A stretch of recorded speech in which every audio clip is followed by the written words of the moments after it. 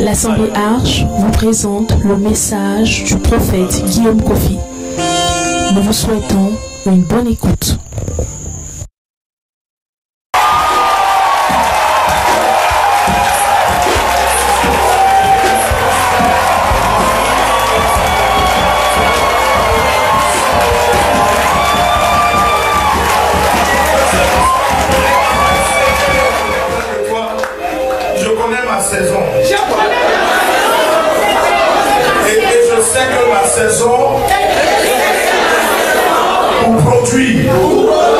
Est arrivé. Peut-être que quelqu'un est un manguier.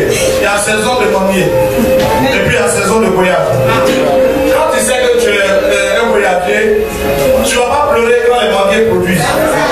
Parce que c'est la saison des manguiers.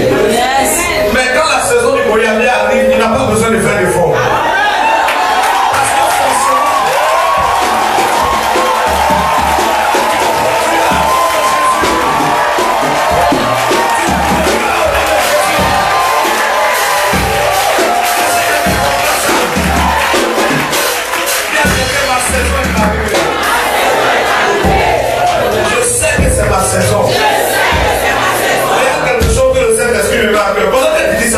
De l'argent dans ton cœur.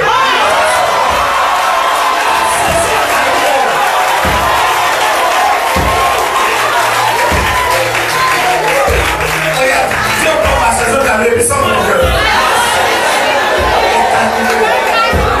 Ma saison de prospérer est arrivée. Je vois mes opportunités. Je vois mon élévation.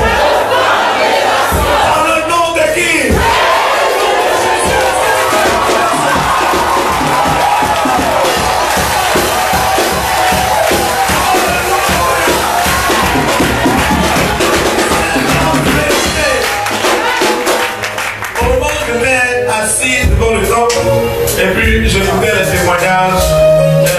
Il y a la dirigeante qui a demandé d'acclamer le Seigneur. Et puis vous étiez en train d'acclamer le Seigneur. Et puis le Seigneur m'a dit un truc qui est vraiment beau et qui est simple. Il m'a dit, dis à ce peuple, parfois tout dépend de ta vision. Quand tu regardes, tu passes devant un lieu, toi tu peux voir des airs. On te demande qu'est-ce que tu vois, tu dis je vois des airs. Mais quelqu'un d'autre qui passe voir son entreprise. La vision compte. Parfois en passant tu vois une fille. Quand tu as vu une fille, quelqu'un d'autre est passé, il a vu sa femme. C'est la manière de voir des fois qui détermine quelque chose. La vision sera claire.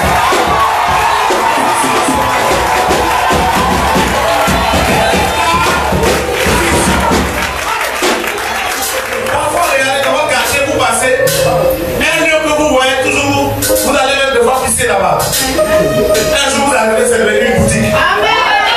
Moi tu voyais ça comme ton urinoir. Quelqu'un a vu ça comme sa boutique.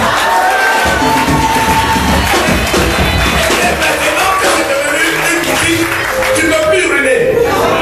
Mais c'est toi qui vas aller déposer l'argent. Celui qui a la vision sera toujours plus riche que celui qui n'a pas de vision.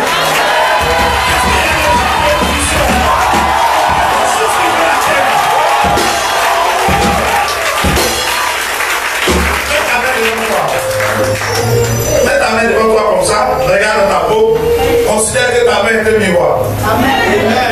Qu'est-ce que ce miroir doit te transmettre? Le visage d'un mendiant, le visage d'un roi. Qu'est-ce que ce visage pour toi représente? Quand tu te regardes le matin, qui tu vois? Est-ce que tu vois cette femme qui doit toujours pleurer? Est-ce que tu vois ce homme qui doit toujours tourner en rond? Est-ce que tu ne vois pas le guerrier qui est caché en toi? Ce matin, nous parlons de prospérité. J'ai dit ta vision.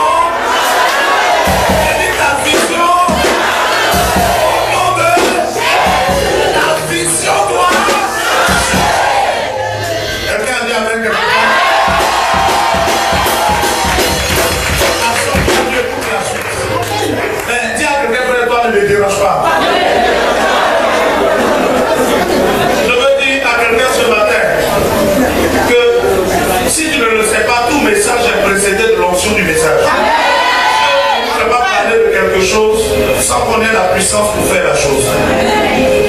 la différence entre la religion et puis la foi, c'est que la religion explique des choses sur Dieu. La foi explique des choses que Dieu manifeste. Donc, quand nous parlons dans la foi, ce que nous disons sera manifesté.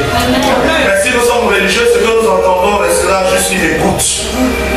Et ce matin, nous parlons de comment prospérer. Amen. Frère, c'est important. Quand tu viens et puis tu dis à quelqu'un, crois au Seigneur Jésus, c'est bon. Mais quand tu ne lui dis rien et puis tu vois évoluer, c'est lui-même qui te demande en quoi tu crois. Est-ce que tu comprends ça?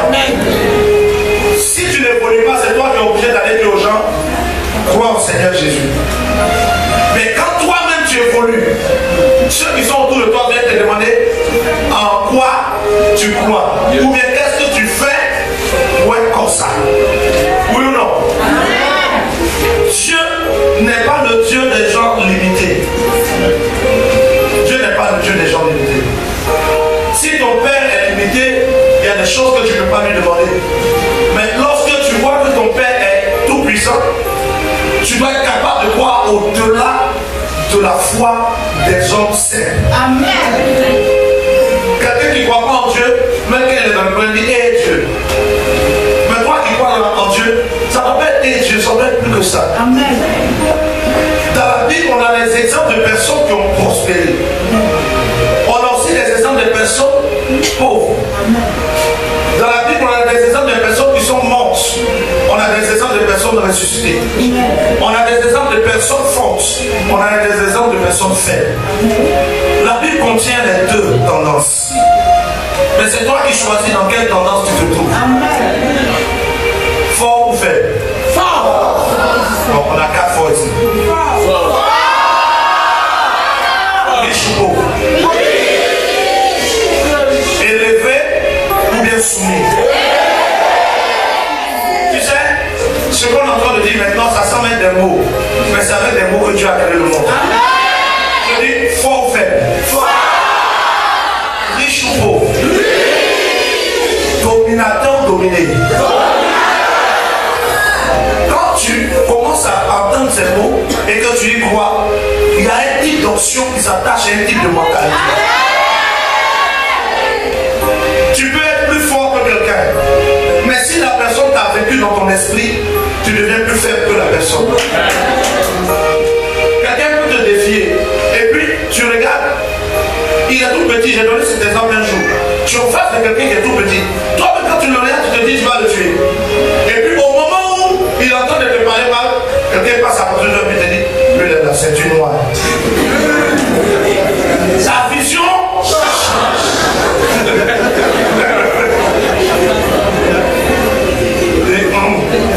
La ceinture noire, le roi.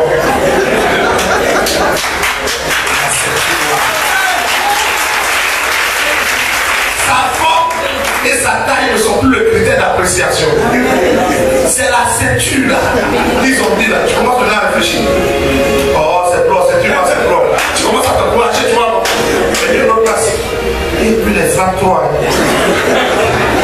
Tu vas voir. Tu as la chance. Lui-même ne comprend pas pourquoi tu t'en vas. Mais toi, tu sais pourquoi tu t'en vas. Pourquoi est-ce que tu pars? Parce que ta vision a changé. Qu'est-ce qui a changé ta vision? Selon ta vie. Je dis que tu es béni.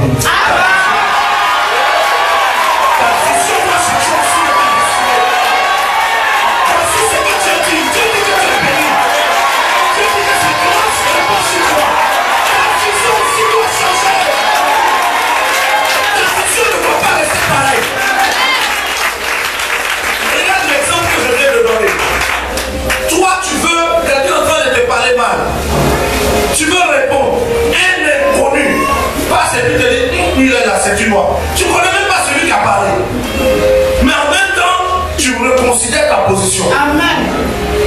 Peut-être que celui qui a parlé était menteur. Peut-être que le gars, ça c'est du noir là, c'est celui qui a mis son pantalon.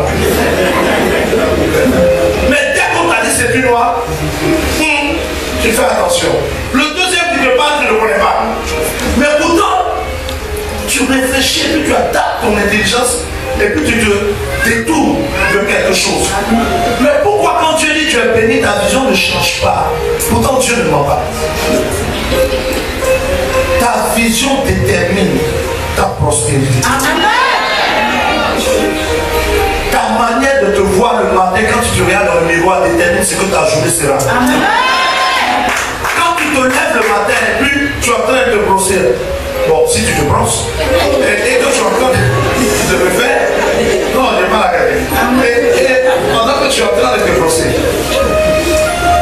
qu'est-ce que tu vois? Qui est-ce que tu vois?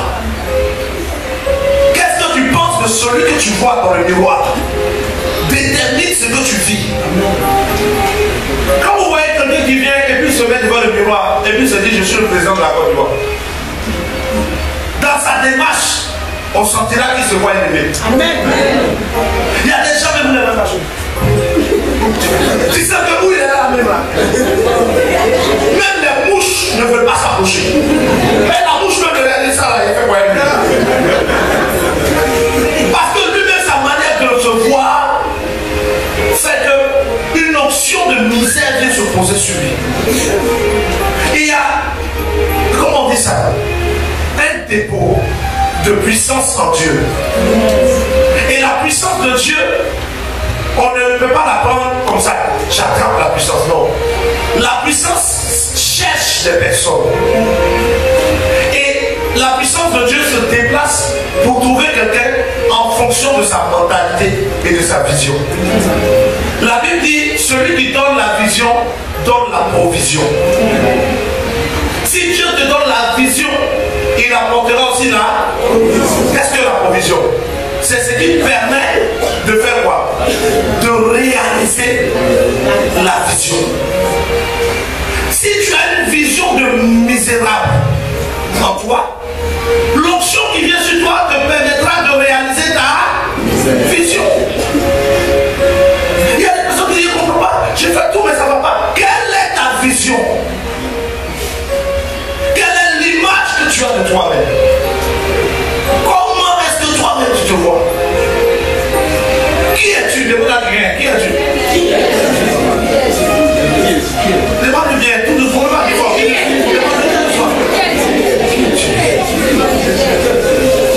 Moi je suis la fille de maman blanc et puis je suis quitté au village et puis voilà ta vision de toi.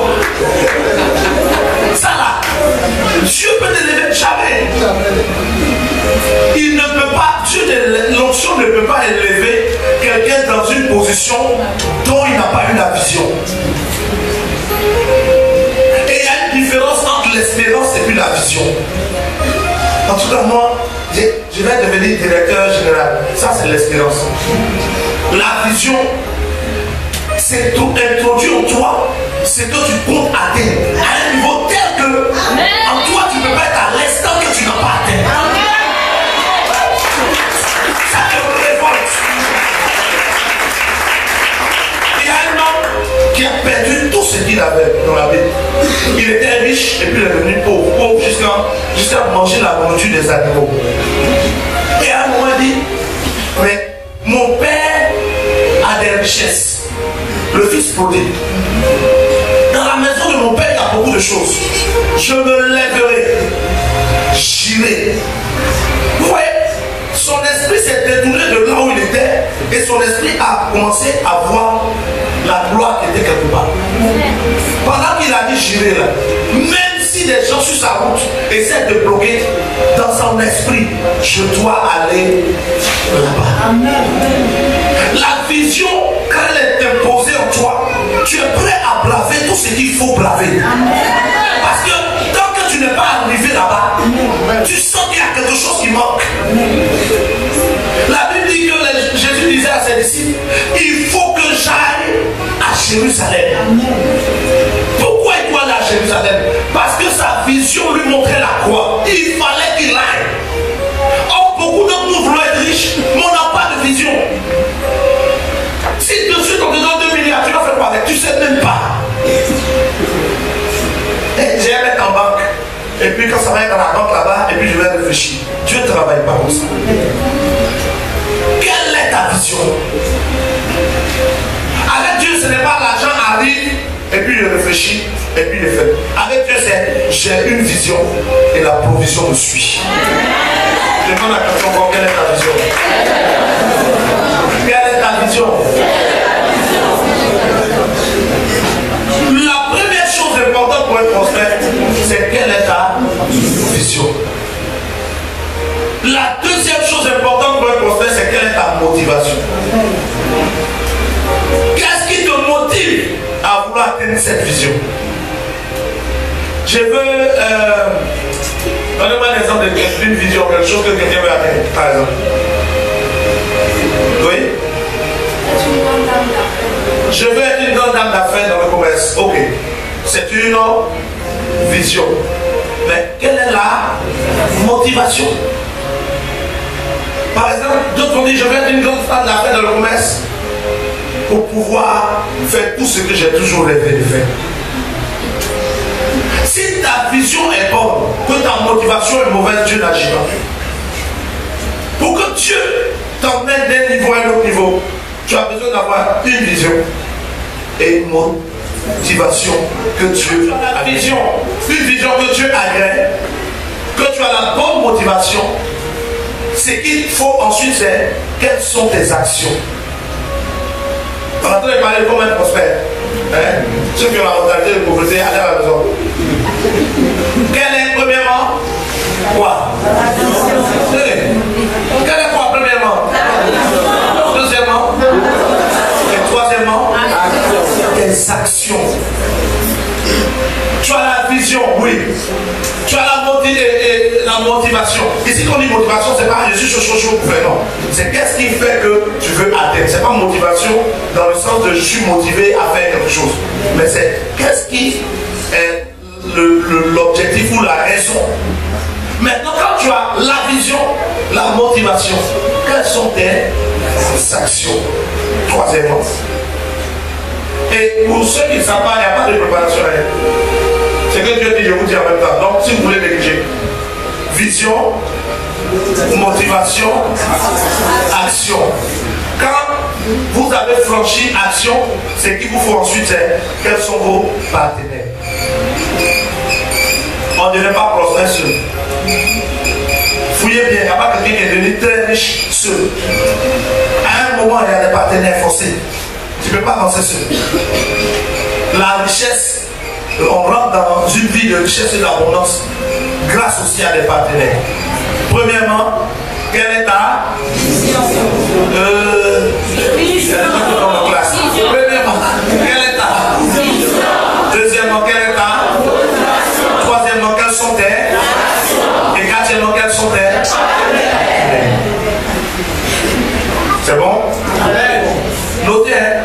Les pauvres ne notez pas. Les futurs riches font tout pour avoir un support. Ah, c'est ça là.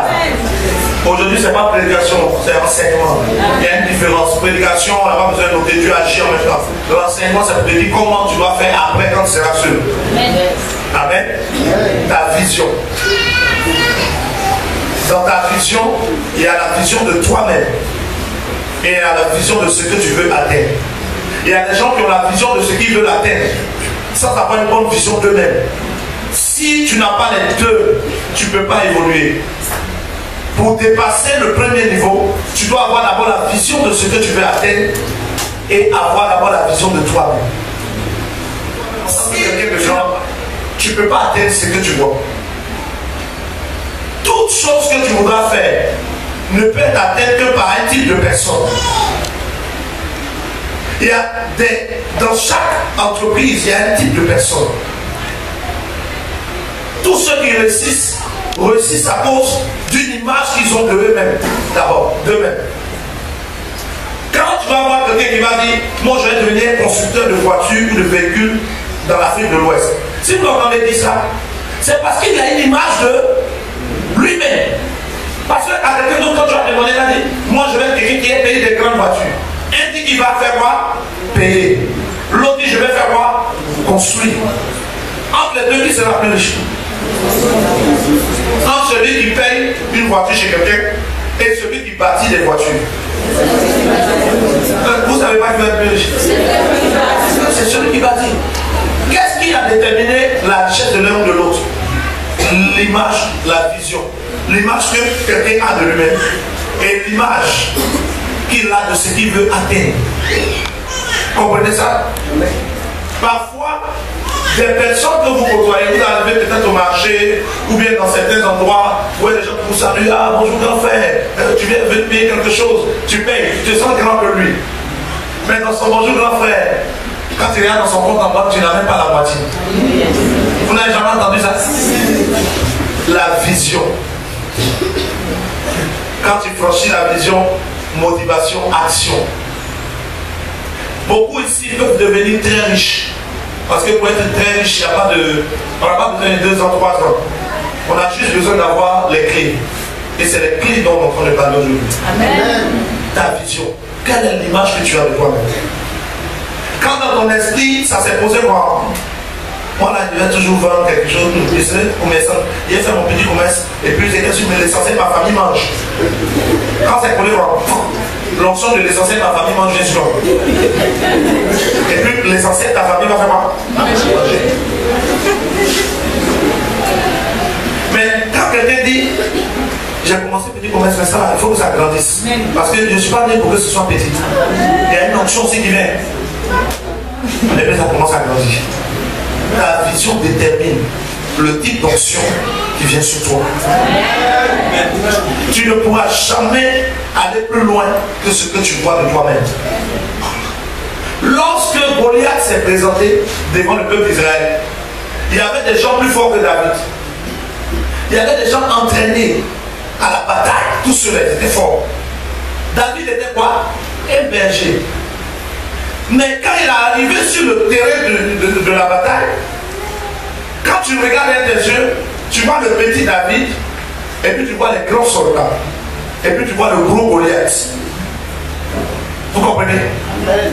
Mais quand tu regardes dans la mentalité, tu vois le géant David,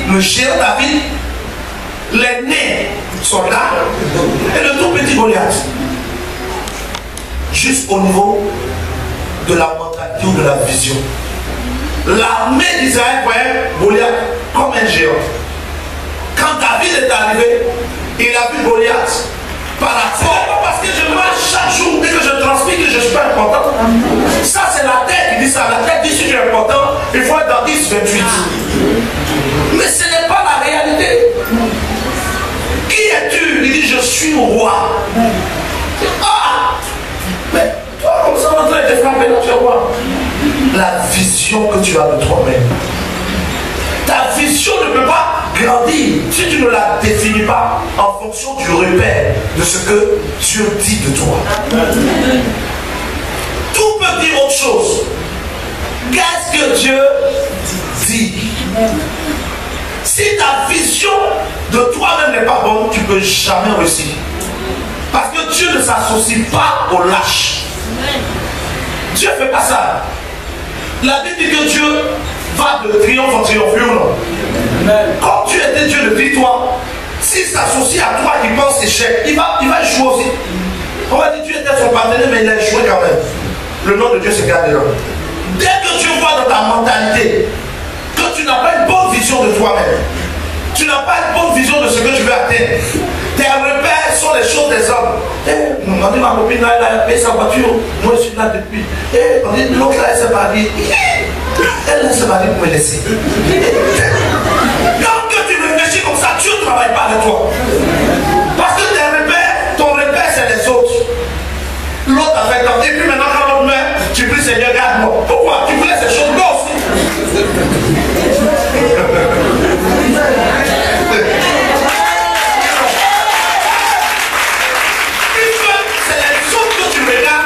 Pour dire que Dieu n'a rien fait pour toi. Le jour où il meurt, pourquoi toi tu veux vivre? Tu regardais sa voiture, tu regardais son mariage, mais tu n'as pas vu le départ, tu ne connais pas la fin. Mais si tu envies un début, si tu as envié son alpha, il faut prendre son oméga aussi. Et Dieu comme repère. Parce que Dieu est celui qui a créé les arbres. Quand vous lisez Genèse 1, Dieu dit que les arbres soient. Et chaque arbre avait en lui sa propre semence. On ne trouve pas semence de mangue dans Goyavier. Dieu a défini les semences en fonction du type des arbres. Et c'est Dieu qui fait que quand tu prends une semence, tu mets dans la terre. Vous n'avez n'allez jamais voir un homme qui a mis une semence dans la terre et puis tu peux dire qu'est-ce qui se passe dans la terre. C'est-à-dire qu'on peut montrer juste, mais aucune personne ne peut créer le processus. Pour qu'une plante, un noyau devienne un arbre. Comment ça se passe? C'est Dieu qui le fait. Et si c'est Dieu qui le fait, donc Dieu est le repère ou la puissance capable de donner à quelqu'un qui est une semence de devenir un arbre fruitier. Tu peux te voir comme un fruit, mais si tu te vois comme un fruit, c'est toi-même qu'on mange. Si tu te vois comme une mangue, tu fais quoi? Ceux qui aiment les mangues vont te manger. Mais si tu te vois comme une semence, on ne peut pas te manger. Mais c'est ton fruit dont les autres profiteront. L'image que tu as de toi-même détermine ce que tu deviens. Un fruit, on le mange, on le jette. Mais l'arbre qui produit le fruit, on l'arrose. Tu es une semence ou tu es un fruit? Quand tu te vois comme une semence, quel que soit le lieu où tu es, tu t'attends à être arrosé pour pousser. On peut te déplacer d'un lieu pour t'envoyer dans un autre lieu. Ce n'est pas grave. Parce qu'en tant que semence, tu peux pousser partout. Mais si tu te vois comme un fruit qu'on ne mange pas, un moment est pourri. Mais la semence qui est pourrie, elle produit un arbre. Quelqu'un suit le message? Tu prends une semence, tu la mets en terre, elle va pourrir. Elle va pourrir. Et puis maintenant, un arbre sort dedans. Quand tu te vois comme une semence, les difficultés te font devenir un arbre. Mais quand tu te vois comme un fruit, les difficultés te font pourrir. Ta vision détermine ta prospérité. Il y a des gens aujourd'hui qui ont des jets privés, ils ont fait comment? Ça a commencé dans leur esprit. Ils ont commencé à se voir grand. Il y a des disciples de Jésus qui ont dit au Seigneur, augmente notre foi. Vous n'avez jamais vu ça? Qu'est-ce qu'il a fait le jour-là, pour ceux qui les ont vus? Qu'est-ce que Jésus a fait quand les disciples ont dit, augmente notre foi? Il a soufflé sur lui, que votre foi grandisse. Qu'est-ce qu'il a fait? Il y a des gens qui lisent pas la Bible aussi. Bon, dans le courant, qu'est-ce qu'il a fait? Puisque tu es chrétien, tu ne lis même pas la Bible. Oui, qu'est-ce qu'il a fait? Il dit, si vous avez une foi comme un grain de sénévé. Si vous avez une foi comme un grain de sénévé, vous pourriez déplacer une montagne. Comprenez ce qui s'est passé ce jour-là. Les disciples viennent et disent à Jésus, augmente-nous. Augmente-nous la foi. Notre foi est trop petite. Augmente notre foi. Et puis le Seigneur dit, si vous avez la foi comme un grain de sénévé. J'ai un ami qui était allé en Israël qui avait envoyé un sachet de grains de sénévé. Le grain de sénévé là. Ouais, c'est comme les grains de fonio petit là. Petit, tout petit. Jésus dit, si tu as ça, tu peux déplacer quoi? Une montagne. Donc ce n'est pas la taille de la foi qui compte. Même si elle est petite, que tu l'as, tu peux déplacer une montagne. Ce n'est pas, Seigneur, augmente mes finances d'abord. C'est comment est-ce que tu gères ce que tu as déjà. Parce que ce que tu as déjà, de ça doit sortir plus que ça. Même Dieu a donné un enfant à Abraham. Comment on appelle l'enfant? L'enfant s'appelle comment? Isaac. Et Dieu a demandé à Abraham de sacrifier qui? Or, de Isaac doit sortir Israël.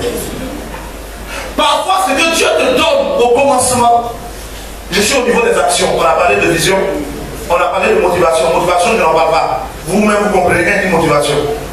Ayez des motivations que Dieu a créées. Si c'est parce que tu veux être riche juste parce que quand tu es riche, toutes les filles au bout derrière, tu as menti, Dieu ne peut pas t'aider dans ça. Si tu veux être riche parce que toi tu es une femme, moi j'ai des bijoux, on n'a pas l'argent pour acheter, tu sais, Dieu il ne travaille pas dedans. Quelle est ta motivation? Gère ça toi-même. Mais je parle maintenant des actions. Hein? On entend de parler des actions. Quelqu'un peut me dire ce que je viens de dire avant de parler des actions? Je parlais de quoi? J'avais commencé à développer et puis je parle des actions. Je développais quoi? Il y a des gens qui suivent. Il y a des gens qui sont dit, il a dit quoi? Abraham a eu Isaac. Et Isaac Si Isaac meurt, on ne peut pas avoir Israël. Parce que c'est Isaac qui va accoucher Israël. Isaac a eu des enfants. Qui est qui? Le Dieu d'Abraham, d'Isaac et de Jacob. Donc Isaac a eu qui? Jacob et puis Esaü. Si Isaac meurt, Jacob et puis Esaü ne naissent pas. Si Abraham meurt, Isaac ne naît pas. C'est un processus de prospérité. Dieu te crée toi. Et puis à toi il donne Isaac. Isaac qui est ce que tu as maintenant financièrement. Et ton Isaac doit passer par la mort offerte à Dieu. La Bible dit, Dieu dit, je t'ai donné Isaac. Donne-moi Isaac. Abraham devait dire, mais Seigneur, si je te donne Isaac, je vis comment? Comment je fais pour avoir la multitude? Puisque tu avais dit, tu auras une multitude d'enfants viennent. Ou bien je vais encore aller avoir un autre enfant. Mais Abraham a pris Isaac et puis il allait pour le sacrifier. Je suis au niveau des actions.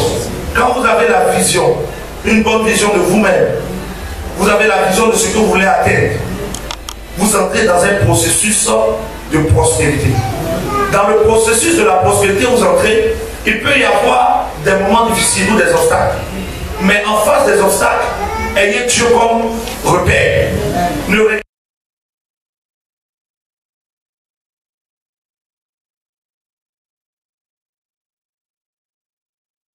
par rapport à vous.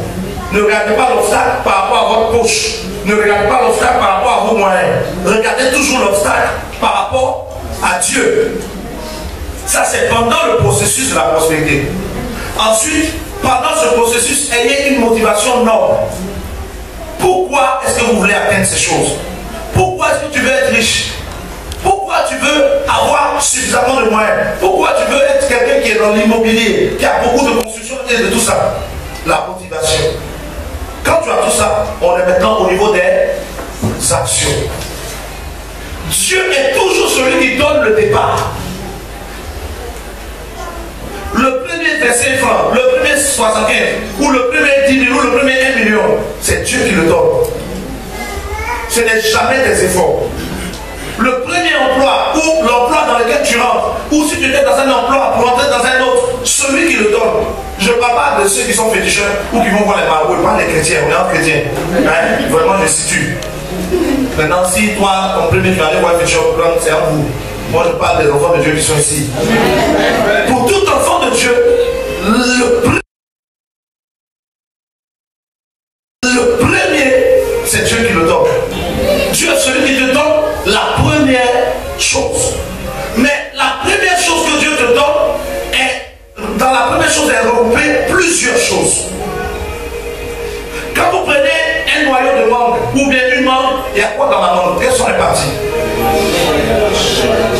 Il y a autre chose. Il y a la peau, il y a la chair, et puis il y a le noyau.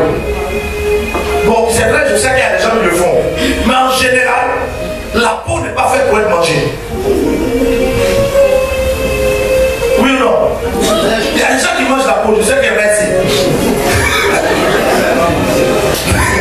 Mais mangue là, la peau vient sur la mangue.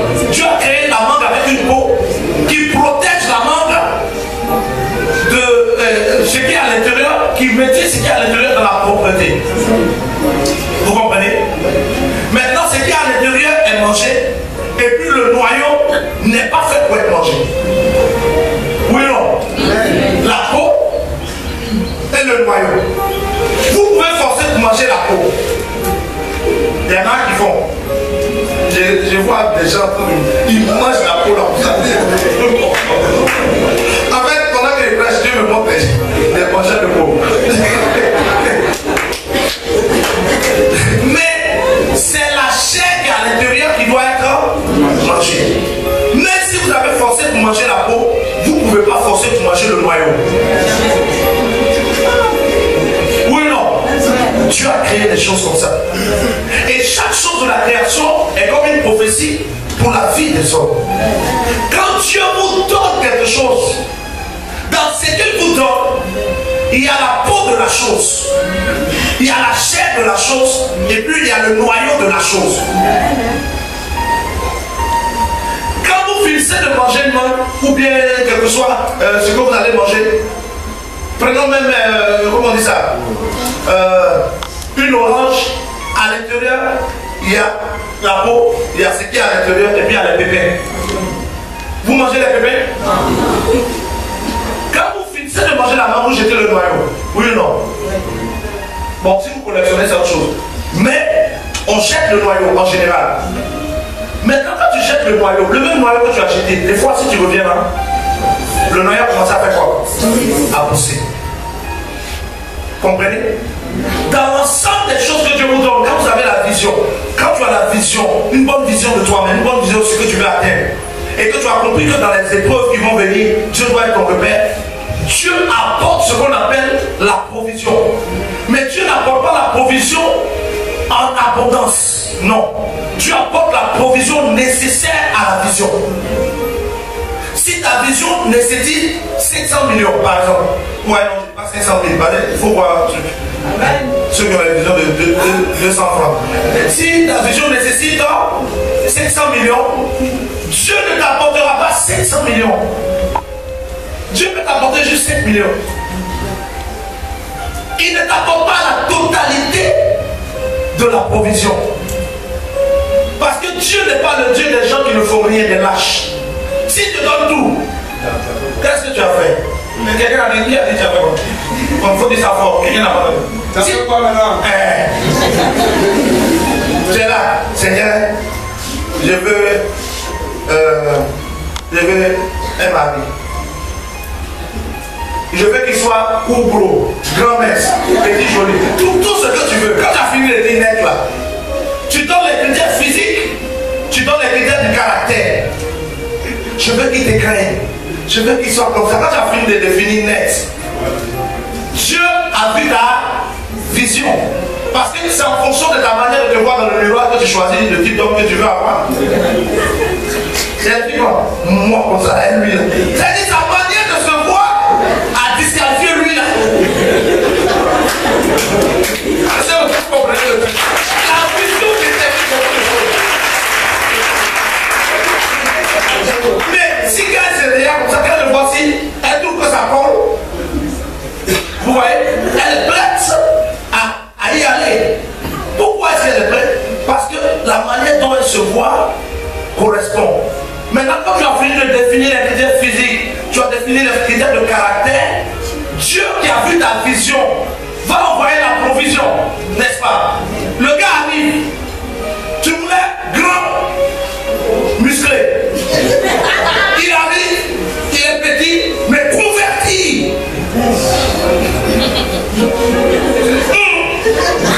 J'ai demandé 600 millions à Dieu, 5 millions à venir. C'est 5 millions à le début. Voilà. Quand tu vas prendre 5 millions, tu vas prendre 600. Est-ce que quelqu'un a compris le code? C'est ça que Dieu n'a pas compris. Dieu ne donne pas totalement la provision.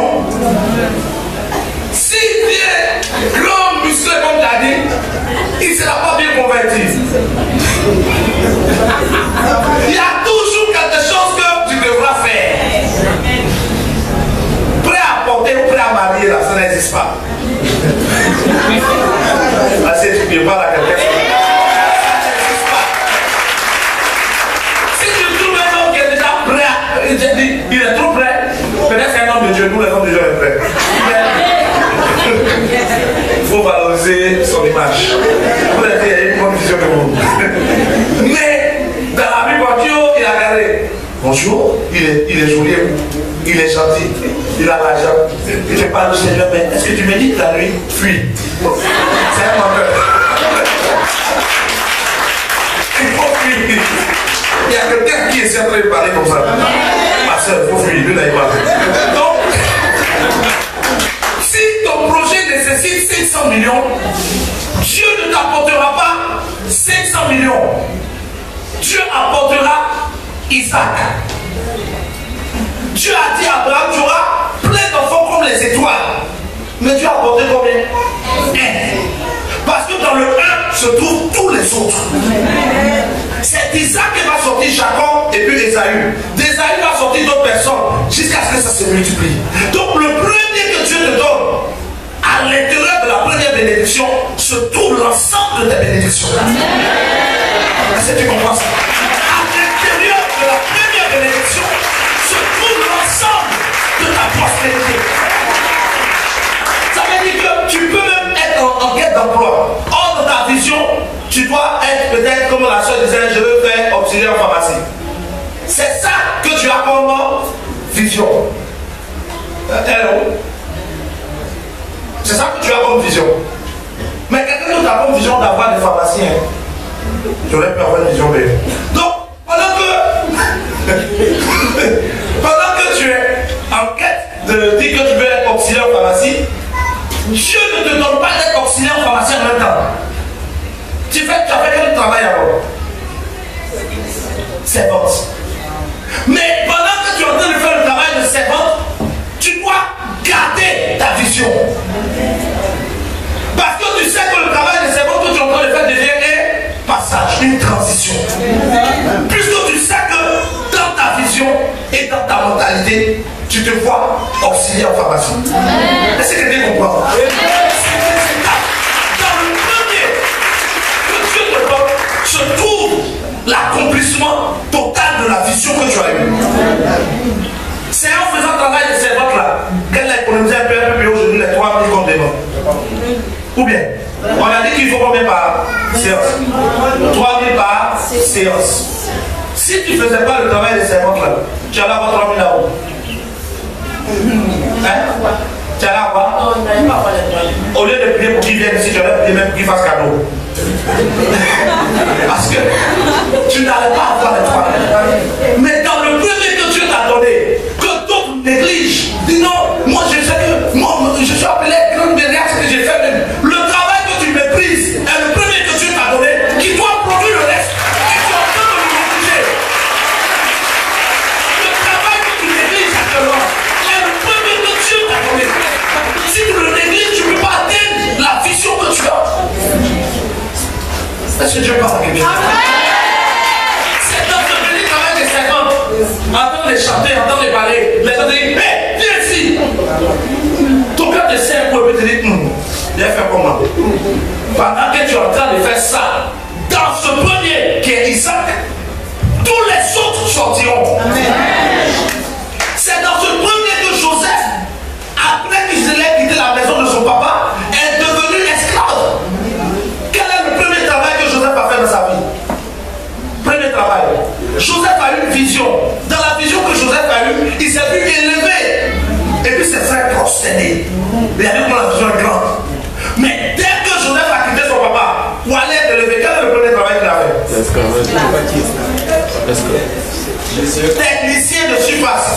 Essueur de la terre de quelqu'un d'autre. Dans le pays de quelqu'un d'autre, en train d'essuyer la terre. C'est lui, on va dire, Joseph, il faut aller là-bas, on dit, mon argent va encaisser. Joseph, va ici, va là-bas, soumis, esclave. Mais pendant que Joseph était esclave, la Bible dit, Joseph conservait en lui les choses que l'Éternel lui avait dit. Il conserve sa vision. Il ne dit pas, hé Seigneur, toi qui m'avais dit que j'allais te dire, regarde aujourd'hui, il pleure. Il y a beaucoup qui pleurent parce que vous n'avez pas gardé votre vision. Les circonstances ne changent pas ce que tu as dit. Joseph a essuyé, quelle a fini d'essuyer qu'on l'a accusé? On dit deuxième métier que Joseph a fait, c'est quoi? Chercher la femme des gens. Chercher les femmes des gens. La femme dit, il veut me violer. On a attrapé Joseph, on l'a mis en prison. Celui qu'on a mis en prison, Dieu a dit qu'il sera élevé. Mais le premier que Dieu lui a donné, qui était essueur de surface, a produit la prison. S'il n'était pas allé dans la maison de Potiphar, il n'allait pas aller en prison. Vous comprenez? À cause du premier boulot, Joseph est en prison. Et en prison, Joseph croise les agents de Pharaon. Arrivé devant Pharaon, Joseph est nommé premier ministre. Comment il a fait pour arriver au premier ministre? C'est dans le petit boulot qu'il avait au début. Ne néglige pas le fait commencer. Le boulot que tu as commencé, ce que tu es en train de faire, prends-le au sérieux. Ne néglige pas ça.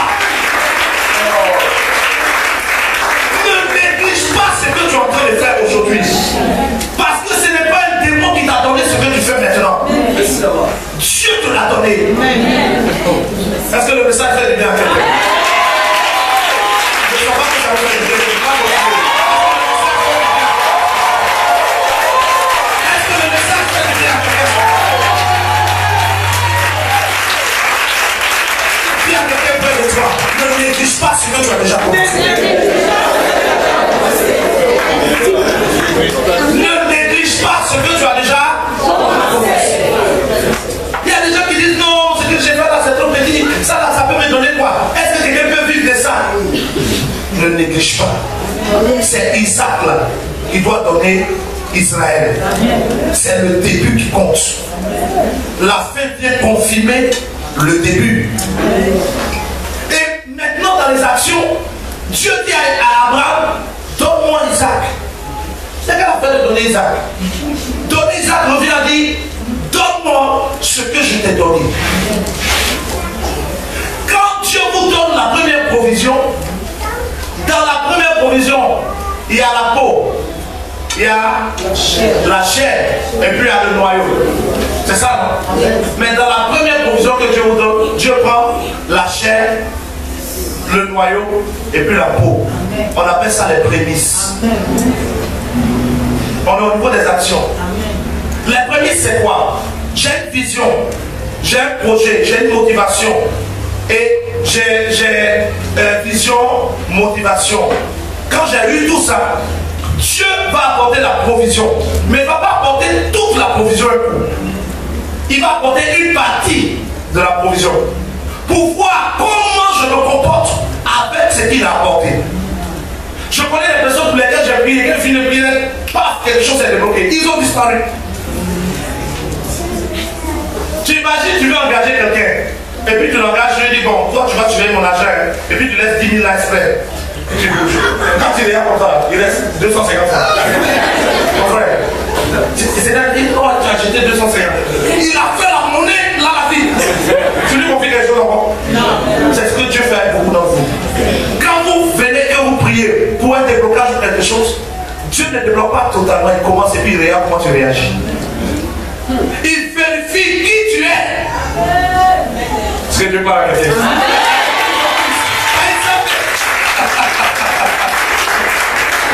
S'il t'a donné 10 000, tu m'as volé dedans. Qui te garde de donner 100 000? Jamais. Celui qui est fidèle dans les petites choses, Dieu lui donne les grandes choses. Dans petit, là, tu as commencé à raisonner. Et ça t'a dit que c'est vrai que tu as donné, mais quand tu as donné là, il y a un homme pour lequel je prie. Quand je finis de prier pour lui, il y a comme le témoignage que le frère a donné des investisseurs à l'extérieur qui sont venus. J'ai prié pour un autre homme pareil.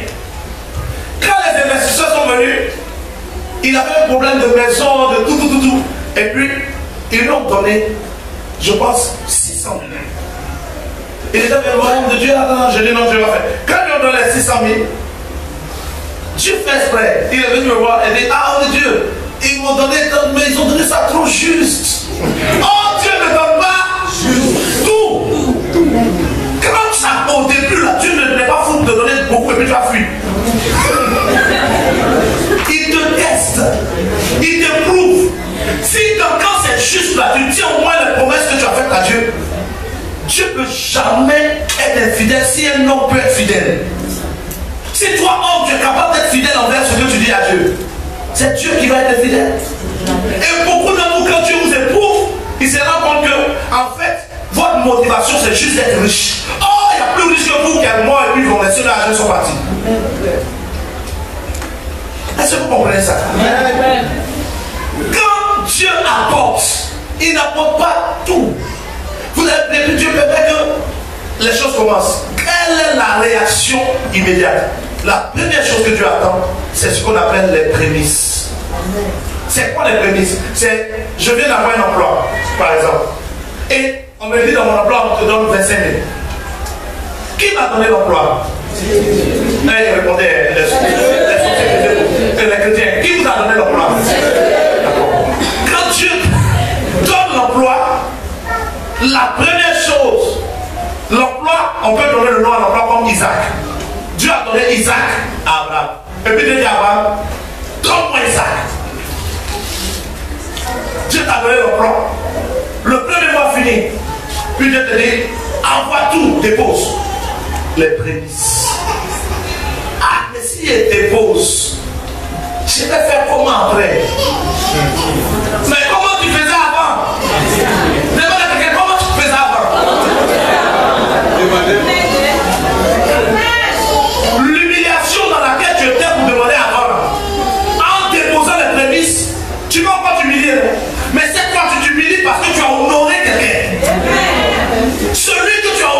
ça. Va saisir ton Isaac et va faire sortir ton Israël. C'est la vérité. C'est les clés de la patrie. Combien de choses on connaît? Deux choses. Quoi? La prière et puis ses offrandes. La salle du trésor de connaît. Il n'avait pas seulement la prière. Mais Dieu a vu aussi les actions qu'il posait financièrement. Vous ne pouvez pas vouloir être riche sans s'aider des finances. Quand on veut enfant, là, ce n'est pas l'argent donne. C'est autre chose qui donne à l'enfant des lettres. Mais quand on veut l'argent, ce n'est pas en dansant. Je vais danser le dimanche. Quand les danses Dieu va me rendre chez vous. Comment tu agis financièrement?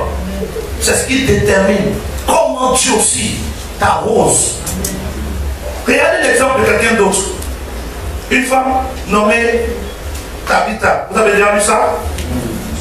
Tabitha était morte. On l'a ressuscité ou non? Pourquoi on a ressuscité Tabitha? Elle faisait quoi?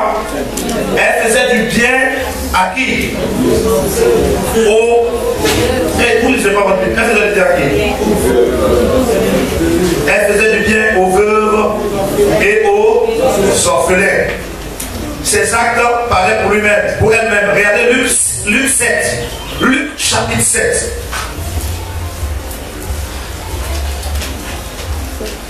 Vous êtes à Luc chapitre 7. C'est bon? Je vous explique avant qu'on ne lise. La Bible dit que Jésus dit qu'il n'est pas venu pour autres nations, mais il est venu pour les brebis d'Israël. C'est ça, non? Jésus était venu pour les Juifs ou pour les autres? Premièrement, c'était pour les Juifs. C'est quand il est mort et ressuscité que ça nous a concerné nous tous. Donc Jésus ne parlait même pas, ne devait même pas parler aux autres nations. Mais regardez ce qui se passe à Luc 7. Verset 1. Après avoir achevé tous ses discours au peuple qui l'écoutait, Jésus rentra à Capernaum. Un centenier, c'est qui un centenier? Un juif ou un romain? Un romain. Or les romains fatiguaient le peuple juif en ce temps. Donc il n'y avait même pas d'amitié entre les romains et les juifs. Et quand il y a un centenier, c'est un chef de 100 personnes dans l'armée de Rome, des romains. Un centenier avait un serviteur malade qui était sur le point de mourir et qui lui était très cher. Il entendit parler de Jésus et lui envoya quelques anciens des Juifs pour lui demander de venir sauver qui? Son serviteur. Qui est malade ici? Le centenier ou son serviteur? Son serviteur, c'est même pas lui. Le verset 4. Ils arrivèrent auprès de Jésus et le suppliaient d'une manière pressante en disant, ils ont dit quoi à Jésus? Il mérite que tu lui accordes cela. Vous entendez ça? Vous qui avez toujours dit Dieu fait tout avec grâce. Ici on dit quoi? Il mérite. Arrêtez de vous cacher derrière la grâce pour être que tu lui accordes cette grâce. Il y a des grâces qui se méritent. Il y a des grâces qui se méritent. Regardez ce qu'il a fait pour mériter ça. Le verset 5. Car il, lisons ensemble 1, 2, 3, car il aime notre nation et c'est lui qui a bâti notre synagogue. Il avait fait quoi? Bâti un temple. Et regardez la suite du passage. Jésus partit. Dieu fait quoi? Il se met en mouvement. Pourquoi? Parce que ce temps, mais comment il a mérité? Les actes qu'il a posés ont fait que Dieu est capable d'aller guérir son serviteur pour lui. Et à Dieu, son serviteur, Jésus se déplace. Et si c'était son enfant? Et si c'était sa femme? Dieu aurait pourvu. Est-ce que Dieu peut te dire aujourd'hui que toi tu mérites? Parce que ta manière de gérer détermine. Si tu aimes, tu as tout mis dans ton compte en banque. Ta banque et ton argent sont devenus ton Dieu. Dès que tu as un problème, ton premier réflexe c'est de me retirer quelque chose pour aller m'occuper de ça. Parce que tu as épargné sur terre. Mais celui qui épargne dans le ciel, quand il y a un problème, il sait qu'il y a une dimension qui s'ouvre pour lui. Qui est ton Dieu? On ne peut pas avoir deux maîtres à la fois. On aimera un, on haïra l'autre. Ou on haïra l'un et on aimera l'autre. Vous ne pouvez servir Dieu et maman. Vous comprenez? Qui va encore prospérer? Il y a des gens qui ne veulent plus prospérer. Parce que c'est pour la. Ah, il y a prévu dedans. qui épargne simplement sans Dieu s'appauvrit. Épargner est bon, mais épargner en ayant honoré Dieu d'abord, c'est ce qui donne la richesse. Son serviteur est malade. Il aurait dépensé plus dans les funérailles. Jésus l'a guéri, il vient d'épargner plus. Parfois, juste parce que vous honorez Dieu dans ce principe qu'on vient d'établir, un accident même qui doit arriver sur ta route. Le cas tout jusqu'à... Mais il y a 2 anges qui sont là, ils vont à côté de lui là. Il a épargné. S'il fait un accident, il va dépenser. Dieu aura honte. Donc pas. Le cas va tourner, les anges t'emmènent. C'est-à-dire qu'il ne faut pas bloquer un coup. Il faut que tu sens que Dieu t'a protégé. Tu vois comment? Et moi, ça dépense là. Moi, ça laisse ça comme elle dit. Et puis, il y a d'autres, il y a quelques fois. Tout le monde. Il crie dans le bac. C'est pas de la grille. Mais tu sais que Dieu est devenu ton partenaire. C'est la vérité. Il y a quelqu'un fait de l'éternel ton partenaire. Il y a quelqu'un fait de l'éternel ton partenaire. Honore Dieu avec tes biens. Dieu te rendra prospère. Il y a une étude que j'ai faite dernièrement, Dieu m'a donné de l'analyser. Si tu as 1000 francs, que tu donnes, tes besoins font 500, il te reste combien? 500. Tu enlèves 300. Tu donnes à Dieu, il te reste 200. Dans les 200 là, tu as enlevé 200, tu as épargné. Hein? On a dit besoin, les 500, besoin, 300. Dieu, 200, tu as épargné. Le Dieu qui a commencé ça avec toi peut te prouver sur un mois. Il y a des gens qui font ça dès qu'ils commencent l'être, paf, Dieu les bénit, Dieu les élève. Il y a des gens que tu éprouves sur un temps pour bien voir clair. C'est plus ta bénédiction qui doit venir doit être grande, Dieu t'éprouve un peu plus longtemps. Il ne se presse pas avec toi. Mais quand c'est déclenché, de 1000 francs, tu passes à 10 000. Quand c'est 10 000, 5 000, 3 000, 1000 francs. Tu as épargné combien? 2 000. Si tu avais laissé Dieu tomber, 500 tes besoins, épargner 500. Le mois qui suit, 500 tes besoins, épargner 500, ça fait combien? 1000 francs en 2 mois. 500 tes besoins, épargner 500, ça fait combien? 1500 en 3 mois. 500 tes besoins, épargner 1000 francs, ça fait 2000 en 4 mois. 500 tes besoins, vouloir épargner 500, il y a eu un problème, tu as dépensé 2800. Tu viens de perdre. Tu as un crédit. 500 tes besoins, tu as mis 300, tu as épargné 200. Le mois qui suit, tu as mis 300, tu as épargné 200. Ça fait 600. C'est moins beaucoup que si tu avais fait 500, tu avais fait 1000 francs. Mais Dieu te fait monter un pouvoir. Au lieu que ça soit 500 épargnés, Dieu te fait passer de 1000 francs à 10 000. C'est 5 000, 2 000 épargnes. Tu es fidèle dedans, Dieu te fait passer à 100 000, qui font maintenant 50 000, 20 000 épargnes. Dieu te fait passer à 1 million qui font 500 000, 300 000 à Dieu, 200 000 épargnes. Dieu te fait passer à 10 millions. Tu passes de 5 millions besoins, parce qu'au fur et à mesure que tu deviens riche, les besoins augmentent. 5 millions besoins, 3 millions à Dieu, 2 millions pour toi. Dans 2 millions, maintenant tu peux commencer tes désirs. Tu as envie de voyager? C'est-à-dire, à partir d'un niveau de la fidélité à Dieu, les désirs même peuvent rentrer maintenant. Dans 2 millions là, je peux maintenant décider de voyager. Sans être fidèle à Dieu. Et Dieu te fait passer maintenant à 100 millions. Ça fait combien? 100 millions, 50 millions besoin, 30 millions à Dieu, 20 millions d'épargne. Dieu te fait passer 1 million. Ça ne gêne pas Dieu. Si tu es fidèle seulement là, il va à toi. Est-ce que Dieu va aller avec quelqu'un? Si tu es fidèle seulement, il ira avec toi. Dieu ne recule pas. Dieu est le Dieu qui aime les défis. Quel prénom qui dit Seigneur, je te serai fidèle. Il dit ah bon, allons-y. Tu vas y vas, tu vas y vas, tu vas y vas. Il faut penser que tu as fait riche. J'ai le témoignage de tellement de personnes qui ont des jets privés aujourd'hui.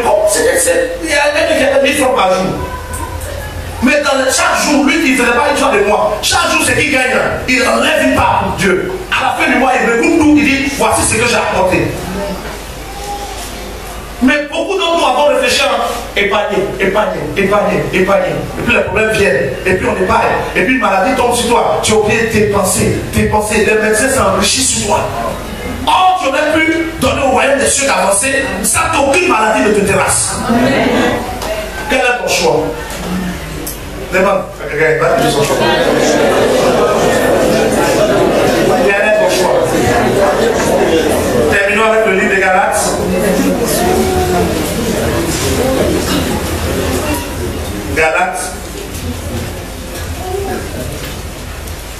Galates 6. Galates 6, verset 7. Galates chapitre 6, verset 7. On a dit aujourd'hui vision, motivation, action. On entend parler des actions. Et dans les actions, on vient de parler du partenaire. Dieu doit être mon partenaire. Galates 6, verset 7. Ne vous y blaguez pas. Ne vous y trompez pas. Ne jouez pas avec ça. On ne se moque pas de Dieu. Ce qu'un homme aura sémé, c'est ce qu'il moissonnera. Si vous semez pour la chair, vous allez moissonner n'importe quoi. Mais si vous semez pour l'esprit, vous moissonnerez dans la vie éternelle. Il y a des personnes qui sèment plus dans la chair que dans l'esprit.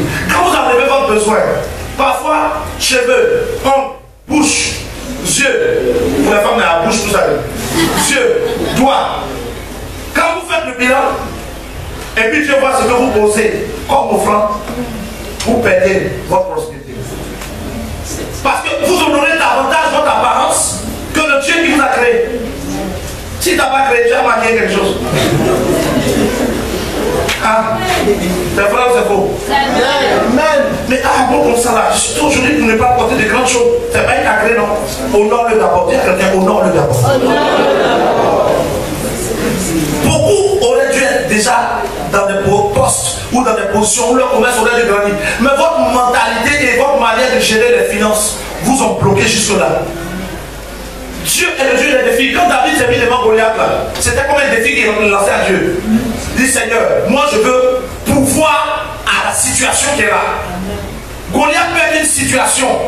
David dit, puisque personne ne veut agir, moi je n'ai pas beaucoup, mais mon peu là, je dois aussi le mettre au service de Dieu. Goliath est tombé. Oh, toi toujours tu dis, moi j'ai quoi? Nous on est là en année, on vient pour que Dieu nous donne. Tu resteras pauvre. Celui à qui on donne sera toujours plus pauvre que celui qui donne. Il n'y a plus de joie à donner. Parfois on oublie que Dieu n'est pas un mendiant. Il n'y a pas un homme parmi nous ou une femme parmi nous qui n'espère pas un jour rentrer dans le royaume des cieux. S'il a fermé la porte, tu vas passer par où? Et celui, c'est comme si, bon, le frère est à Bégerville. Moi je viens chez le frère à Bégerville. Et puis il s'occupe moi de moi. Oh, il sait que lui, il doit aller vivre toute sa vie chez moi. Devant moi, c'est intelligent ça. Moi je suis venu chez toi un jour. Oh, toi tu dois vivre chez moi toujours. Je suis arrivé, tu m'as maltraité. Et puis après, ma mère, j'ai déjà dit que je vais aller vivre chez toi là. J'ai venu. Il vient. Non. Ça va venir comment? Pendant qu'on est unis, on n'honore pas Dieu. Pourtant, on veut tous aller au ciel. Mais on va aller. Qui ouvre la porte? Ah, lève-toi et comme Dieu va prier. Je crois que Dieu a parlé à quelqu'un ce matin. Je crois que les gens vont considérer leur métier. Même si ton métier est un petit métier, Dieu est celui qui donne le commencement. Continue, persévère à l'intérieur de ce que Dieu te donne. Commençons à prier ensemble. Demande pardon, Seigneur, pour toutes les fois où tu as dépensé plus dans les bêtises que dans l'offrande que tu donnais. Sinon, tu ne peux pas être prospère. Pour toutes les fois où tu as dit, bon, mais je n'ai rien. Si les vérités donnent là, je vais avoir quoi? Tous ces raisonnements qui t'ont rendu pauvre. Prions ensemble. Dieu, ta santé sera gardée. Ton foyer sera gardé. Ta famille sera gardée.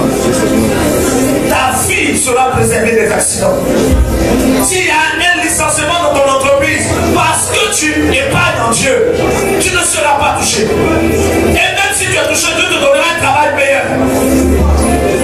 Parle à Dieu, prends une résolution. décision ce matin d'honorer Dieu totalement avec tes mains. Prends un engagement ce matin. Parle à ton Dieu ce matin. Ce culte est un culte pour ceux qui sont appelés à être prospères. Là où est ton trésor, là sera ton cœur.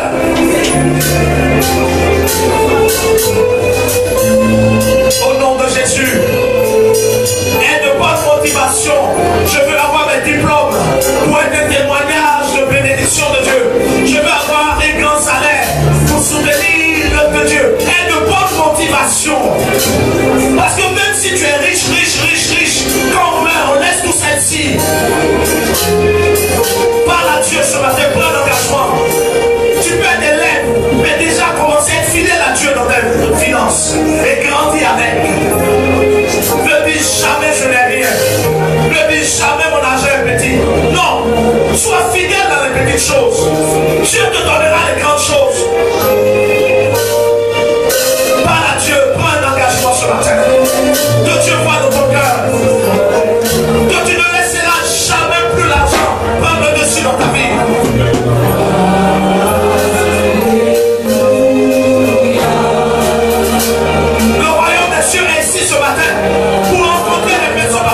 Au nom de Jésus, ta face change. Ta face change. Cette face, ce visage qui donnait aux gens l'impression que tu étais orgueilleuse ou orgueilleux. Ce visage qui donnait l'impression aux gens que toi, ce n'est pas la paix qu'on t'aide. Ils te regarderont à nouveau. Et ils auront l'impression que ton visage a changé. Mais c'est la vérité. C'est la vérité. La Bible déclare dans les évangiles que le visage de Jésus a été transfiguré. Et il y a des transfigurations maintenant. Il y a des visages de personnes qui sont en train d'être transfigurés. Ça veut dire qu'il y a gloire qui arrive. Je te dis, ne t'inquiète plus. Ne te soucie plus de la situation. L'Éternel est celui qui efface la honte qui se pose. Il est celui qui efface ton image. L'image que les gens avaient de toi sortira de leur pensée. Mais je vois une autre image venir s'implanter en toi. Cette image de grandeur. Il y a une différence entre l'orgueil des hommes et l'orgueil que Dieu met en nous parce que nous sommes fils de Dieu. Je te vois réfléchir grand. Je te vois penser grand. Je te vois parler avec dignité. Je te vois être honoré parce que Dieu honore celui qui l'honore et Dieu élève celui qui l'élève. Tu seras honoré. On te distinguera quelque part. Les esprits qui l'ont empêché sont tombés. Dieu brise la domination qui s'est levée contre ces choses. Ton visage doit changer, il change. Dans le nom puissant de Jésus, ta face n'est plus la même. Tu n'es plus cette femme attristée, découragée, non. Tu n'es plus cet homme attristé, découragé. Non, tu es cette femme resplendissante de gloire et de son nom. À cause de son nom, il n'est pas possible que tu pleures encore pour les mêmes choses. Arrête de t'inquiéter. Arrête de te poser des questions. Comment, quand, où, pourquoi, non. Ta destinée est en Dieu. Et c'est lui qui le fera. Ta destinée est en l'Éternel. Celui qui a fait les cieux de la terre, le temps et le soleil. Tu réussiras là où d'autres ont échoué. Tu réussiras là où d'autres sont tombés. Toi, tu avanceras. Ne néglige pas les activités que tu as commencées. Ne dis pas mon travail n'est pas important. Non, ton travail est important. Celui qui veut m'annoncer est fidèle. Relâche-la. Dans le nom puissant de Jésus, tu profiteras et tu moissonneras de ce que tu as. Tu moissonneras ce que tu as semé. Tes entreprises, tu en profiteras. Tu vivras au-delà de ce que tu as pensé. Parce que l'Éternel ne t'a pas vu s'aimer sans te laisser moissonner. Ce que tu as investi, tu en profiteras. Oh, Saint-Esprit.